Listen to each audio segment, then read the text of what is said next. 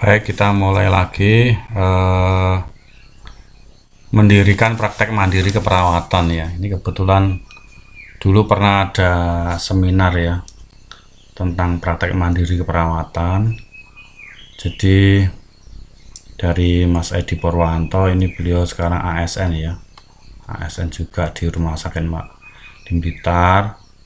Nah, ini kegiatan-kegiatan beliau ya. Mungkin harus punya profil seperti ini ya. Seperti itu, sehingga adik-adik sekalian bisa akses di masyarakat ya. Ini pertanyaannya yang sering muncul ya, bisa nggak buka praktek perawat mandiri, susah nggak, modalnya besar apa tidak, seperti itu. Jadi memang ini kita sering diskusi tentang entrepreneur ya, terutama praktek mandiri perawatan atau rumah perawatan, layanan konsultasi ya, seperti itu. Ini contoh-contohnya aja ya, yang seperti jenis-jenis wirausaha yang saya sampaikan kemarin. Jadi prinsipnya ini adalah permintaan pasar ada enggak, terus artinya itu banyak enggak orang tanya, iya mas sudah lulus, terus sudah lulus, terus bisa nggak Nancy ya, tensi dulu, awalnya tensi dulu, cek gula darah acak ya, GDA, terus asam urat ya, kolesterol gitu. Lama kelamaan terus akhirnya mencoba untuk praktek mandiri ya, praktek mandiri. Oke, tantangan peluangnya saya kira sudah pernah dulu saya sampaikan ya. Mungkin tren demografi ya, sekarang penduduk semakin banyak, kesempatan di fasilitas kesehatan sekarang banyak pilihan, tren sosial, aspek legal, etik dan konflik personal, hambatan dari pengetahuan. Ini menurut tantangan ya, tantangan dari kita. Makanya harus diupdate ilmunya.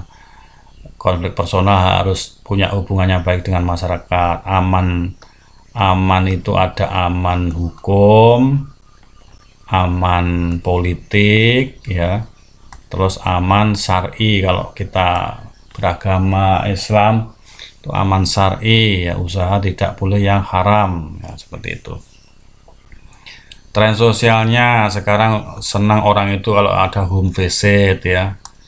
Aspek legalnya SIPP dan lain seperti ini, ada SIP, ada SIPP ya, seperti itu.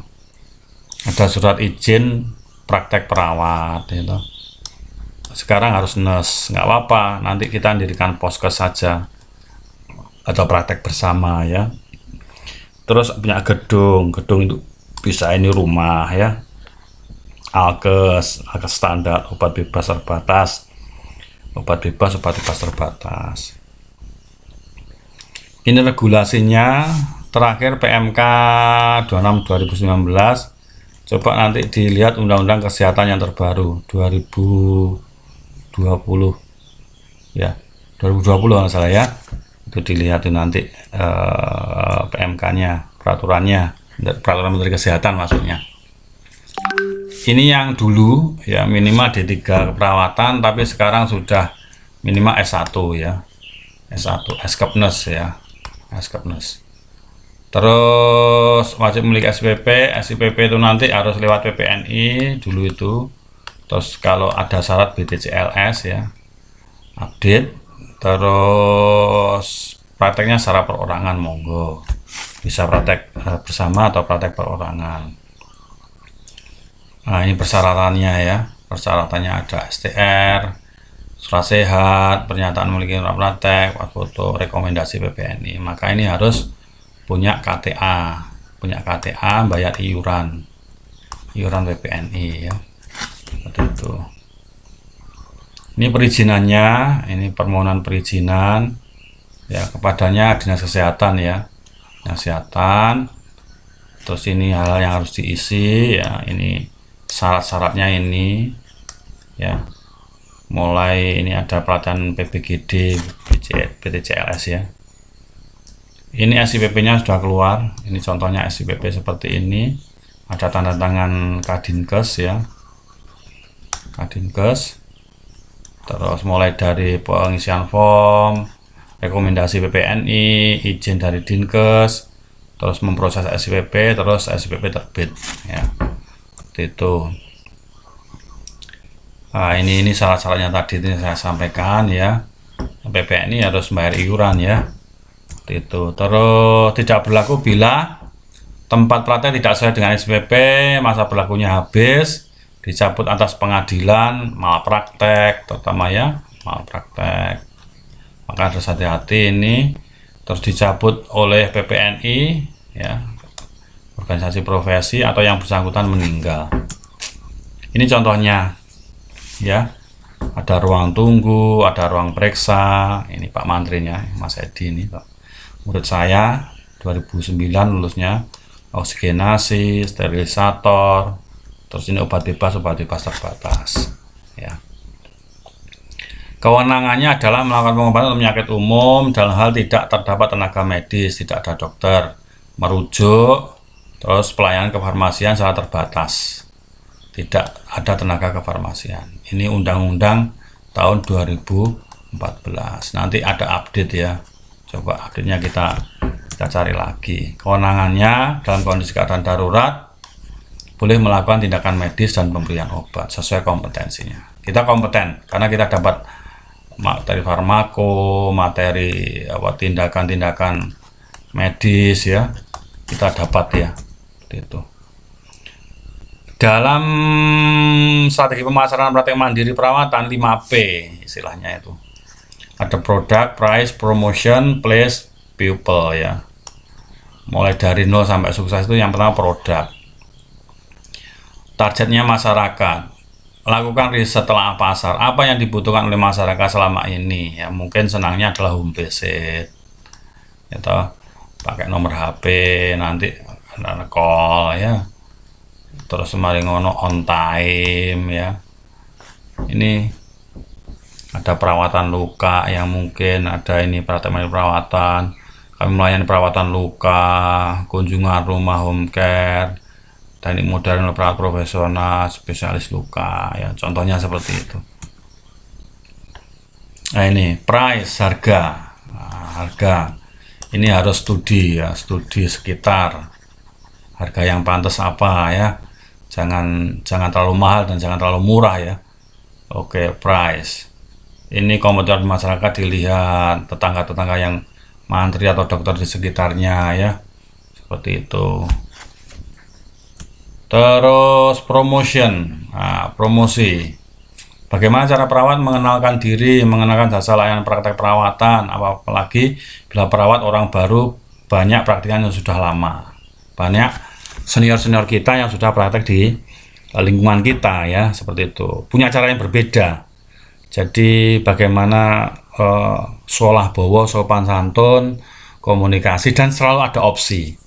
Bu, kalau ini nanti sebaiknya seperti ini, kalau tidak punya uang sebaiknya seperti ini, kalau nanti suatu-suatu ada masalah call saya, seperti itu. Kalau Anda perlu perawat untuk mendampingi, nanti juga saya carikan, seperti itu. Ada solusi.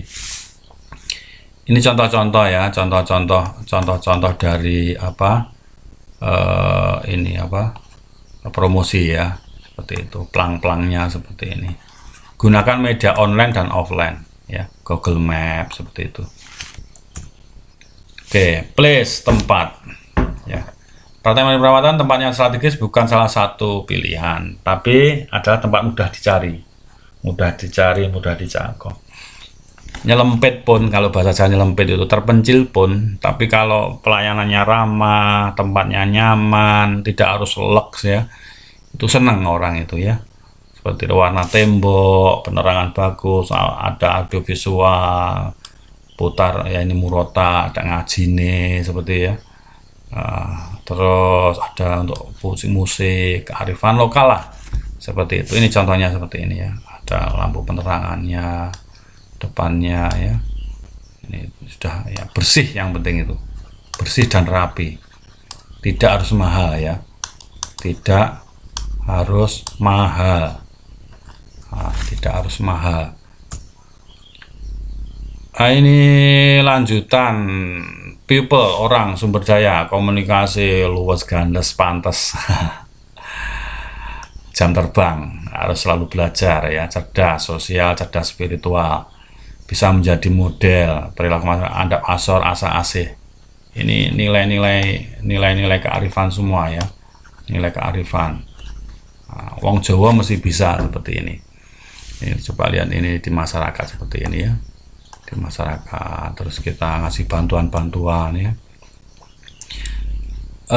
Tip agar kita bisa sukses ya ini mendekatkan diri ya Allah, membangun komunikasi efektif terapeutik, upgrade skill pengetahuan, tren bisnis perawat yang baru apa kita harus tahu ya, hitan tanpa sontek dan lain-lain ya, tarif murah terjangkau. Ini contohnya seperti ini. Senang ya, keliling-keliling ya. Baik, selain itu ini ada BNC ya, ada BNC. Blitar Nursing Care ya. Ini memang saya gagas dengan mahasiswa, ada notarisnya. Terus ini ada program, ada rapat Zoom, webinar, pelatihan, KTA anggota, kaos ya. Ini seminar contohnya seperti itu. Ini unit usaha lagi, ini temannya Mas Edi ya, Mas Adit. Ini ada kecantikan ya, ada khitan rawat luka ya, seperti itu. Baik, itu yang mungkin bisa saya sampaikan adik-adik sekalian ya. Mungkin bermanfaat untuk salah satu jenis usaha ini, praktek mandiri perawatan dan derivasi layanan lainnya. Oke, saya kira demikian. Terima kasih. Assalamualaikum warahmatullahi wabarakatuh.